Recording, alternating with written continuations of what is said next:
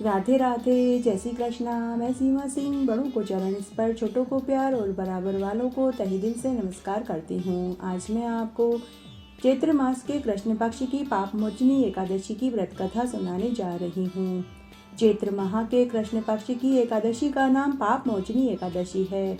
इस व्रत को करने से मनुष्य के सभी पापों का नाश हो जाता है। इसकी कथा इस प्रकार है। प्राचीन समय में चैत्ररथ वन में अप्सराएं निवास करती थी। वहां हर समय बसंत का ही मौसम रहता था। उस वन में एक मेधावी नामक मुनि तपस्या कर रहे थे। वे भगवान शिव के महान भक्त थे। एक दिन मंजू गोषा नामक एक अप्सरा उनको मोहित करने के लिए सितार बजाकर मधुर मधुर गाने लगी और नृत्य करने लगी। उस समय शिव के शत्रु अनंग अर्थात कामदेव भी शिव भक्त मेघावी मुनि को जीतने के लिए तैयार हो गए। कामदेव ने उस सुंदर अप्सरा के भ्रू को धनुष बनाया, कटाक्ष को उसकी प्रत्यंचा और उसके नेत्रों को उसने संकेत बनाया और कूचों को कुरी बनाया। उसने मंजू गोषा अप्सरा को सेनापति बनाकर मेधावी मुनि की तपस्या में विघ्न डालने के लिए तैयार हो गया। इस तरह कामदेव अपने शत्रु भक्त को जीतने के लिए पूरी तैयारी कर लेता है। उस समय मेधावी मुनि भी युवा और हष्ट पुष्ट थे। उन्होंने यज्ञोपवीत तथा दंड धारण कर रखा था। उस मुनि को देखकर मंजू गोषा ने धीरे धीरे मधुरवाणी से वीणा पर गाना शुरू किया और नृत्य करना शुरू करा। मेधावी मुनि भी मंजू गोषा के मधुर गान, उसके सौंदर्य और नृत्य को देखकर मोहित हो गए। वह अप्सरा उस मुनि को कामदेव से पीड़ित जानकर आलिंगन करने लगी। वह मुनि उसके सौंदर्य पर मोहित होकर शिव रहस्य को भूल गए, तपस्या को भूल गए और काम के वशीभूत होने के कारण उन्हें दिन और रात्रि का कुछ भी ध्यान नहीं रहा और वे मंजू गोषा के साथ रमन करते रहे। इस तरह कई वर्ष बीत गए। फिर एक दिन मंजू गोषा ने मेधावी मुनि से कहा कि हे मुनिवर, अब मुझे यहाँ आपके पास रमन करते हुए बहुत समय हो गया है। आप मुझे स्वर्ग जाने की आज्ञा दीजिए।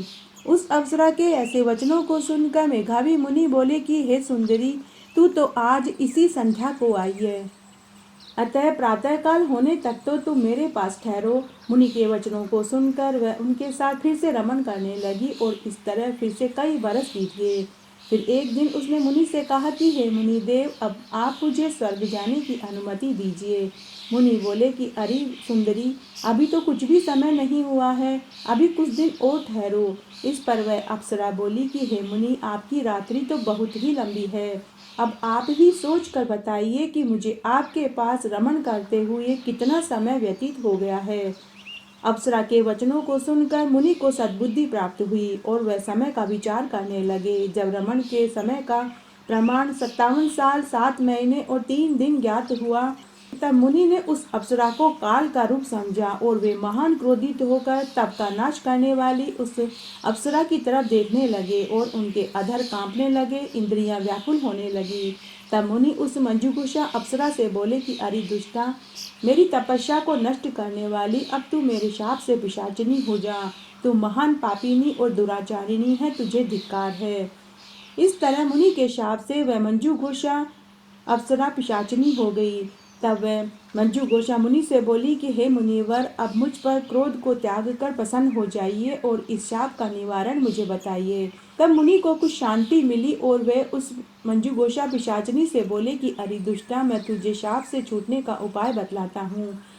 चैत्र माह के कृष्ण पक्ष की एकादशी का नाम पाप मोचनी एकादशी है। उस एकादशी का व्रत करने से तेरी पिशाचिनी की देह छूट जाएगी। तब उस अप्सरा ने मुनि से पाप मोचनी एकादशी की पूरी विधि पूछी और मुनि ने उसे समस्त विधि बताई और वे दुखी और परेशान होकर अपने पिता च्यवन ऋषि के पास चले गए। च्यवन ऋषि ने जब अपने पुत्र को देखा तो बोले कि हरे पुत्र, तूने यह क्या किया? तेरी तो संपूर्ण तपस्या नष्ट हो गई है। तब मेधावी मुनि अपने पिता से बोले कि हे पिताजी, मैंने बहुत बड़ा पाप किया है, आप मुझे उससे छूटने का कोई उपाय बताइए। तब च्यवन ऋषि बोले कि हे पुत्र, तुम चैत्र माह के कृष्ण पक्ष की पाप मोचनी एकादशी का विधि विधान से भक्ति पूर्वक व्रत करो। अपने पिता के वचनों को सुनकर मेधावी ऋषि ने पाप मोचनी एकादशी का व्रत पूरी विधि विधान के साथ किया, जिसके प्रभाव से उनके समस्त पाप नष्ट हो गए और मंजू घोषा अप्सरा भी पाप मोचनी एकादशी का व्रत करने से पिशाचिनी की देह से छूट गई और वापस सुंदर रूप धारण करके स्वर्गलोक को चली गई। इस पाप मोचनी एकादशी के प्रभाव से मनुष्य के समस्त पाप नष्ट हो जाते हैं। इस एकादशी का श्रवण करने, पढ़ने, सुनाने से 1000 गोदान करने का फल प्राप्त होता है। पाप मोचनी एकादशी का व्रत करने से ब्रह्महत्या जैसे समस्त पाप नष्ट हो जाते हैं और मरने के बाद उसे स्वर्ग की प्राप्ति होती है। इस कथा से यह स्पष्ट होता है कि देहजन्य आकर्षण अधिक समय तक नहीं रहता। देह के लोभ में पड़कर मेधावी ऋषि अपनी तपस्या को भूल गए और उनसे घोर अपराध हो गया। किंतु भगवान विष्णु की पापमोचनी एकादशी का व्रत करने से मनुष्य समस्त पापों से छूट जाता है, पिशाचनी देह से भी छूट जाता है। जो प्राणी सत्कर्मों का संकल्प करके बाद में लोभ, लालच, भोग विलास के वशीभूत होकर अपने संकल्प से गिर जाते हैं, वे घोर नरक के अधिकारी होते हैं। किंतु पापमोचनी एकादशी का व्रत कर लेने मात्र से ही उसके समस्त पाप नष्ट हो जाते हैं और प्राणी को मरने के बाद स्वर्ग प्राप्त होता है। इस तरह आज मैंने आपको चैत्र मास की पापमोचनी एकादशी की व्रत कथा सुनाई। मेरे साथ बने रहने के लिए आपका धन्यवाद। आगे की कथा कहानी के लिए भी आप इसी तरह मेरे साथ बने रहें। धन्यवाद।